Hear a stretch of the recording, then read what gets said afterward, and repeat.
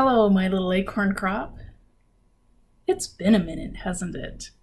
So, does this behind me look like those fashion, mavens, beauty gurus backgrounds? That's what it's going for. I don't know if it succeeds. But since it's been a while, I did want to catch up with you about the goings-on with specifically mostly the last month, because I had the privilege of visiting Sweden, Denmark, and Germany. And I don't know if I'll share a ton of stuff that happened when I went over there.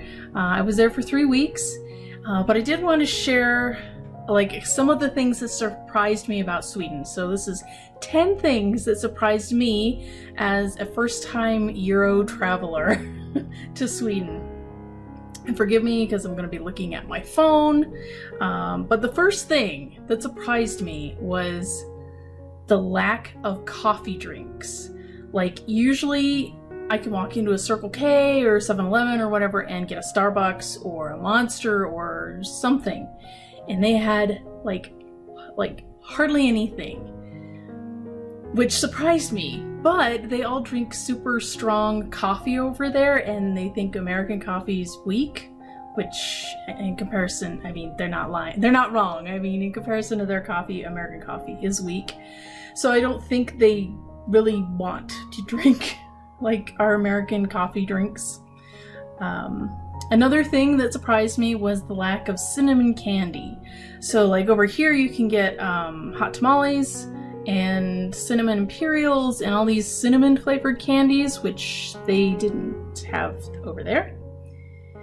And my favorite thing, the abundance of salted licorice candy. Oh, I love that stuff.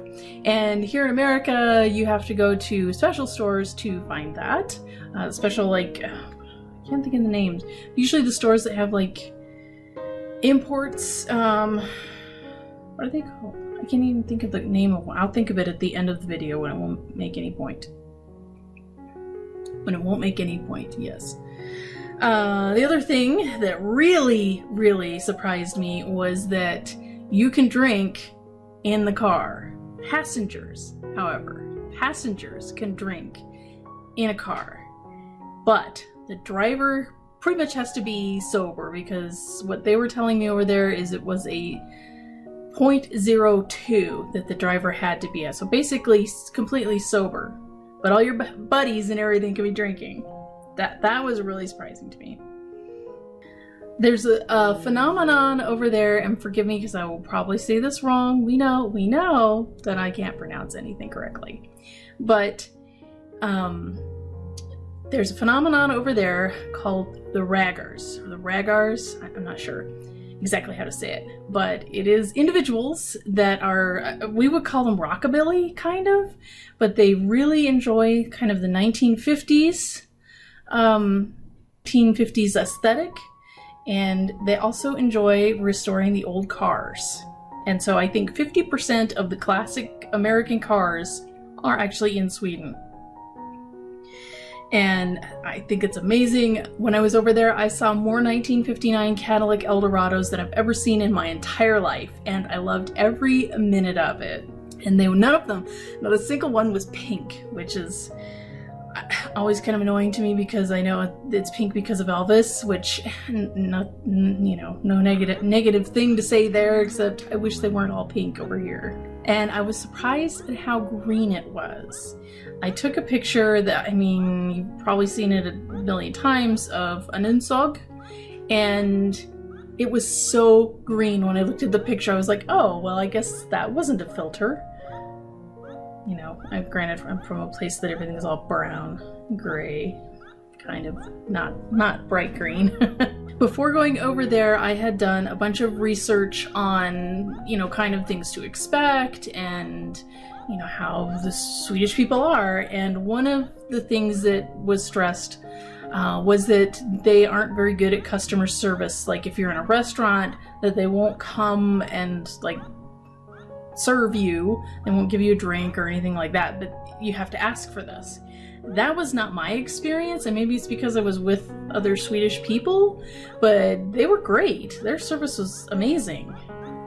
The other thing that surprised me was the mules, the clogs, shoes, that is.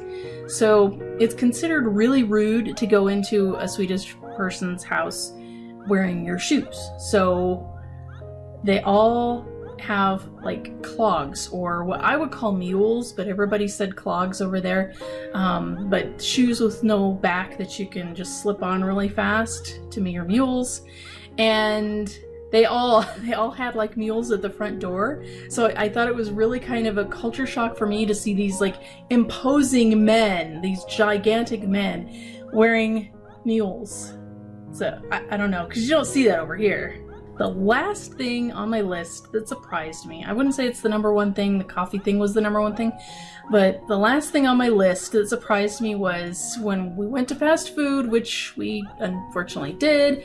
Burger King is everywhere over there. I don't know if that's just because it's their new market, or if just Burger King is popular, I don't know.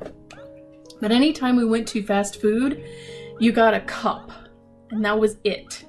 And so, you know, me being American, I'm like, so where's the lid and the straws? Well, they don't give those out over there. You get a cup for your drink. And so, you know, of course I'm like, but what if I spill? Which was, like, when I thought about it, it's kind of stupid because, you know, how often do you spill? I don't know. I don't know. It seemed weird to me. Just because you need a lid and a straw just so you don't spill, I guess. But they're ahead of us, over there with the conservation, I guess, and there is no lids or straws to be had. But then again, I guess if they can drink booze out of open containers in their cars, what does it matter drinking a soda? So that's all I had for this video. I hope you enjoyed it. I'm going to share some more stuff on my vacation in Sweden, Denmark, and Germany. Pretty much Sweden and Germany, not so much in Denmark, but there, you know, were some, we did have to pass through Denmark to get to Germany from Sweden, and it's a whole big story, and I will tell you it all later. Oh yes, I remember how I end these videos. It's been so long, I don't remember. But I do now. Good night, America, wherever you are.